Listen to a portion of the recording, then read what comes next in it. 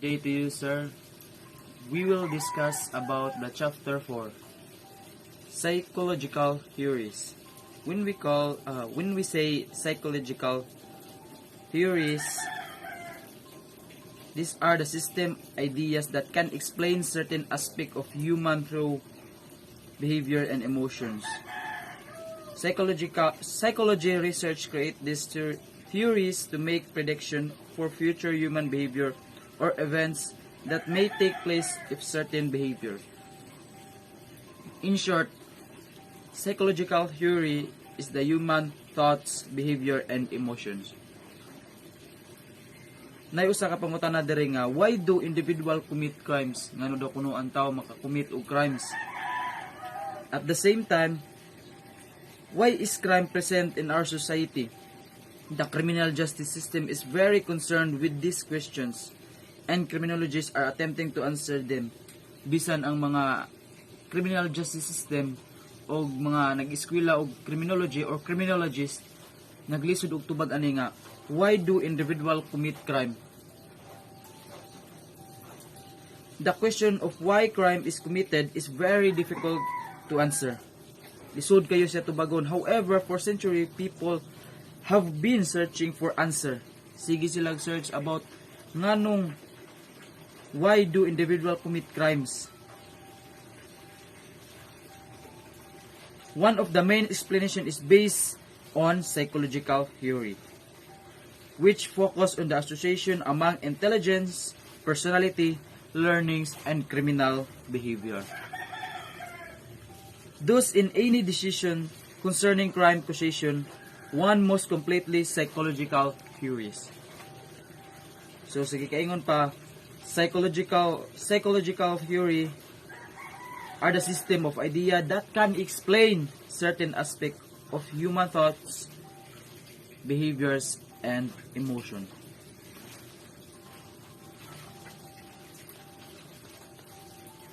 When examining psychological theories of crime, one must be cognizant of the three major theories. Na ay three major theories. First is psychodynamic theory. Ang ikaduha, behavioral theory. Ang ikatulo, cognitive theory. Ato na siyang gitagsa-tagsa ug unsay sud ana nilang tulo ka three major ang tulo ka major nga theory. First is psychodynamic theory, which is centered on the notion that is individual early childhood experience influence his or her likelihood for committing future crime. So, ang psychodynamic theory is the future crime pa lang. So, siya pud ang center on the notion that can individual early childhood. So, future pa lang siya nga crime. And the second is behavioral theory. Behavioral theory is the theorists have expanded the work of Gabriel Trade through behavior modeling and social learning. Buto siya behavioral theory. Lastly, cognitive theory, the major premise of which suggests that an individual perception and how it manifests affect his or her potential to commit crime. In other words, behavioral theory focuses on how individual perception of the world influence his or her behavior. Also, germane to psychological theory are personality and intelligence combined. These five theories. First, characteristic. Second, psychodynamic. Third, cognitive. Fourth, behavioral theory. Personality and intelligence. So, offer appealing insight into why an individual may commit a crime. So, ngano makakommit gyud crime? Naging smuggler 2008, however, one should not assume this there is only one reason. Nay usa ka rason ngano ang person mo commit og crime. Why a person commit crime. Research looking for a single explanation usara ang tubag ana should be cautioned because there is no panacea for the problem of crime. Thank you. That's all about psychological theories. My name is Cindy Tumula, and I am assigned to discuss about the psychodynamic theory. Jointness is defined as a dynamic process representing an emotional system for attachment and for communication between separate individuals who jointly approach each other in a third joint virtual space. Jointness represents an encounter between mother and infant, psychotherapist and patient, or any partners experiencing simultaneously mutual intimacy while concomitantly safeguarding separateness. Psychotherapy is the use of psychological methods, particularly when based on regular personal interaction, to help a person change and overcome problems in desired ways. Like anang guidance counselor na advice naghatag og advice sa mga ay mga problems like that para ma-overcome nila na makuanto nila na malampasan nila na problema. So psychodynamic theory in general, psychodynamics is the study of the interrelationships of various parts of mind, personality, or psyche as they relate to mental, emotional, or motivational forces, especially at the unconscious level. The mental forces involved in psychodynamics are often divided into two parts, which is the interaction of emotional and motivational forces that affect behavior and mental states, especially on a subconscious level. The second is the inner forces affecting behavior. The study of the emotional and motivational forces that affect behavior and states of mind. Okay. So next is behavioral theory. So behavioral theory is the second major psychological theory is behaviorism. This theory maintains that human behavior is developed through learning experiences. Social learning theory, which is a branch of behavior theory, is the most relevant to criminology. The most prominent social learning theorist is Albert Bandura. Bandura maintains that individuals are not born with an innate ability to act violently. He suggested that in contrast, violence and aggregations are learned through a process of behavior modeling. In other words, children learn violence through the observation of others. Aggressive acts are modeled after three primary sources, which is number one factor is family interaction. Kung unsay makita sa bata sa ilang ginikanan, mao pud na ila madala o na ila ma-apply kung unsay makita sa ilang ginikanan. Second is environmental experiences. Kung unsay iya makita sa iya palibot, iya masundog like that. The last one is the mass media. So in today's generation, more on social media na jud ang mga kabataan. So kung unsay ila makita sa social media, di na jud mawala sa ila utok kay karon kay impact para sa ila. Slayer Bulan Jr. This is my report. Cognitive theory. A third major psychology theory is cognitive theory. In recent years, significant gains have been made in explaining criminal behavior within the cognitive theory framework. More important, cognitive theories attempt to understand how criminal offenders perceive and mentally represent the world around them. Two prominent pioneering 8th century or 19th century psychologists are Wilhelm von and William James to sub-discipline of cognitive theory are worthy of discussion. The first sub-discipline is the moral development branch, the focus of which is understanding how people morally represent and reason about the world. The second sub-discipline is information processing. Ultimately, scholars are considered with the process of those three stages: acquisition, presentation, or retention, and retrieval. One theory within the cognitive framework focuses on moral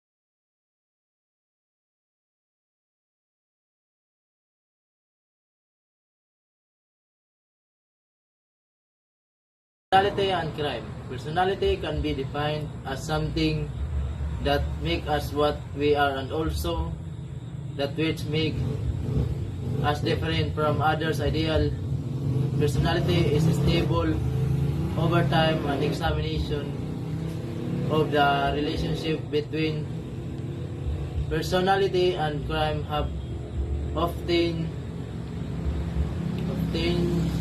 yielded consistent results. One of the most well-known the theories of personality used to examine this relationship is the Big Five model of personality. This model provides a vigorous structure into which most personality characteristics can be categorized. This model suggests that 5 domains account for individual differences in personality: neuroticism, extraversion, openness, agreeableness, and conscientiousness. Neuroticism involves emotionally stability. Individuals who score high on his domain often demonstrate anger and sadness and have irrational ideas and uncontrollable impulses and anxiety. In contrast, persons who score low on neuroticism are often described by others as even-tempered, calm, and relaxed. The second domain, extraversion, is characterized by sociability, excitement, and stimulation. Individuals who score high on extraversion or extroverts are often very active, talkative, and assertive. They also are in more optimistic toward future. The third domain is openness, referring to individuals who can active imagination, find pleasure in beauty, are attentive to their inner feelings, have a preference for variety, and are intellectually curious. Individuals who score high openness are willing to entertain unique or novel ideas, maintain an unconventional values, and experience positive and negative emotion more so than individuals who are close-minded. The fourth domain is agreeableness. This domain is related to interpersonal tendencies. Individuals who score high on this domain are considered warm, altruistic, soft-hearted, forgiving, sympathetic, and trusting. In contrast, those who are not agreeable are described as hard-hearted, intolerant, impatient, and argumentative. Personality and crime. Personality can be defined as something that make us what we are, and also that which make us different from others. Ideal personality is stable over time, and examination of the relationship between personality and crime have often yielded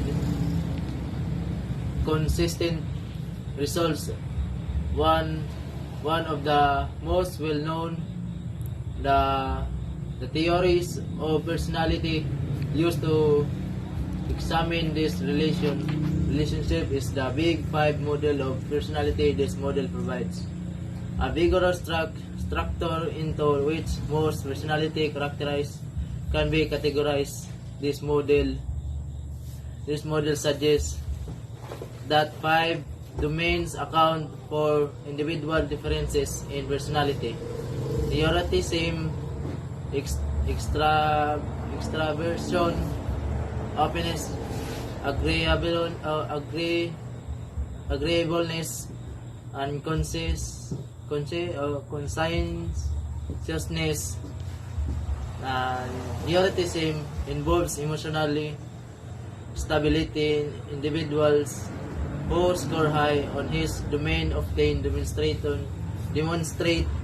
anger and sadness, and have irrational ideas and uncontrollable impulses and anxiety. In contrast, persons who score low on neuroticism are often described by others as even-tempered, calm, and relaxed. The second domain, extraversion, is characterized by sociability, excitement, and stimulation. Individuals who score high on extraversion or extroverts are often very active, talkative, and assertive. They also are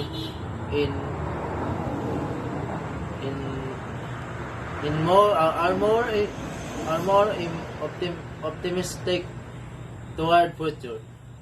The third domain is openness, referring to individuals who can active imagination, find pleasure in beauty, are attentive to their inner feelings, have a preference for variety, and are intellectually curious. Individuals who score high openness are willing to entertain unique or novel ideas, maintain an unconventional values, and experience positive and negative emotion more so than individuals who are close-minded. The fourth domain is agreeableness.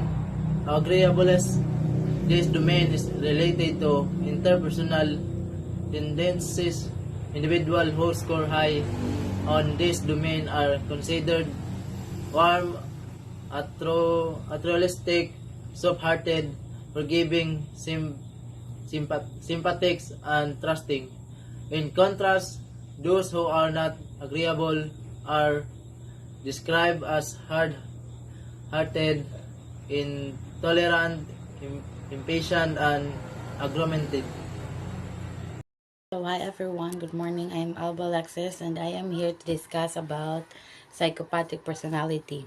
Psychopathic personality is described as a set of personality traits and behavior frequently associated with lack of emotional sensitivity and empathy, impulsiveness. I think it is all about the behavior of the person nga iya ipakita sa iyang mga kauban. It's all about the traits, the behavior of the person. So intelligence and crime. Criminologists have suggested for centuries that there exists a link between intelligence and crime. Intelligence, it's all about the IQ of a person. Freudian psychoanalytic theory. Sigmund Freud, 6 May 1856. When we say Freud hypothesis, that is an individual must successful complete each stage to become a psychological health adult with a fully formed ego and superego. Otherwise, individual may become stuck or fixated in a particular stage, causing emotional and behavioral problems in adulthood. So, what is an example of Freud's psychoanalytic theory? Freud believed that even in our childhood, bisag sa atong pagkabata, have a great influence of our adult sa atong pagpaginabuhi diri, shaping in our personality. For example, anxiety originating from traumatic experience in a person past in hidden from consciousness and may cause problem during adulthood. Pananglitan natay problema karon nga madana to sa atong pagkadako. Muna say example of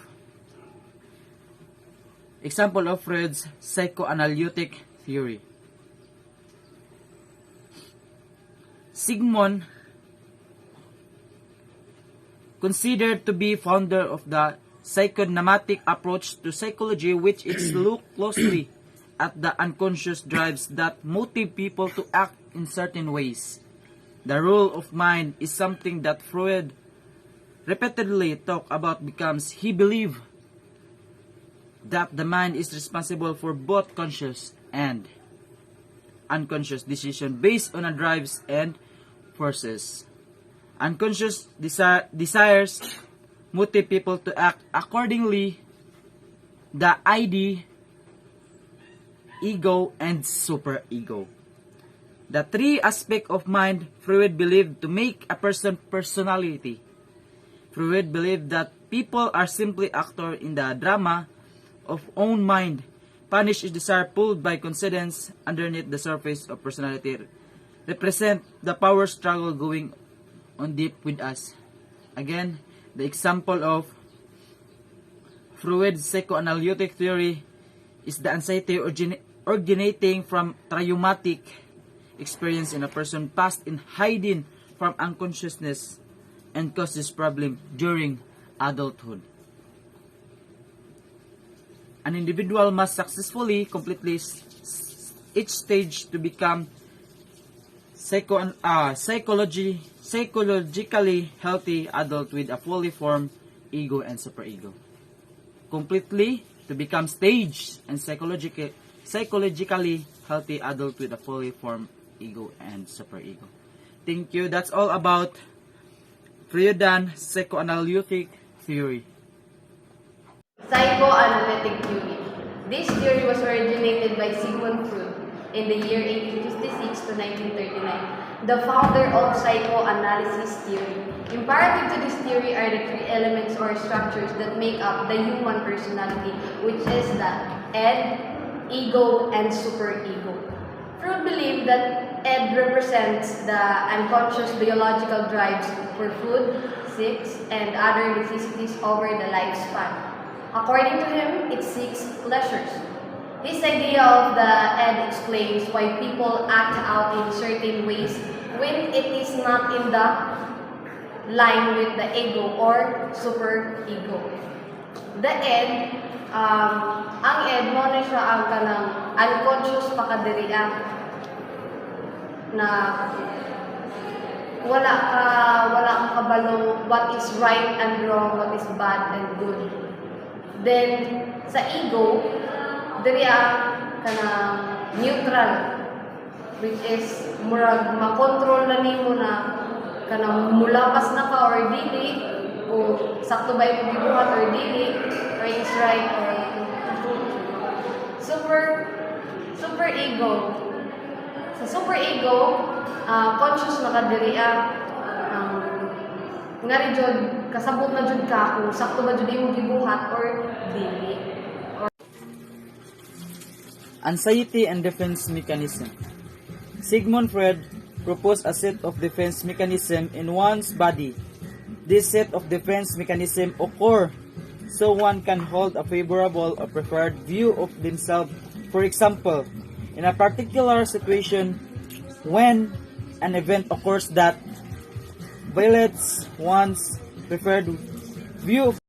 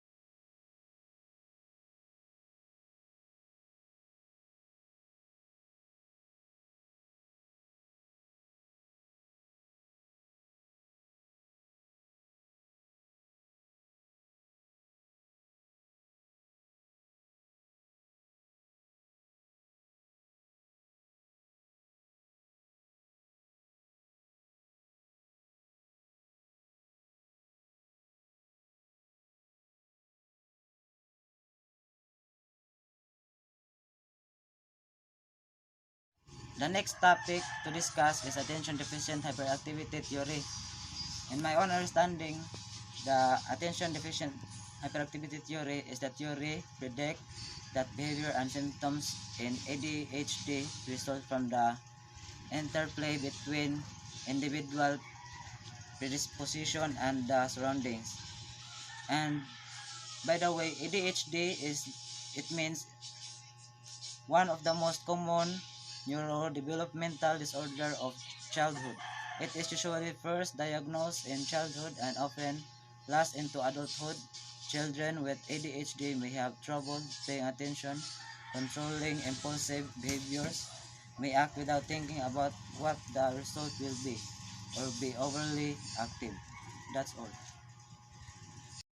So, frustration, aggression theory, it's all about psychopathic approach, aggressive behavior. So, murag para na sila tong psychopathic, tong nasa igbaw nga, psychopathic, it's all about sa utok ragapon sa tao, sa iyang batasan nga ipakita, sa iyang behavior nga, ipakita, o sa aggressive niya nga behavior. So, that's it.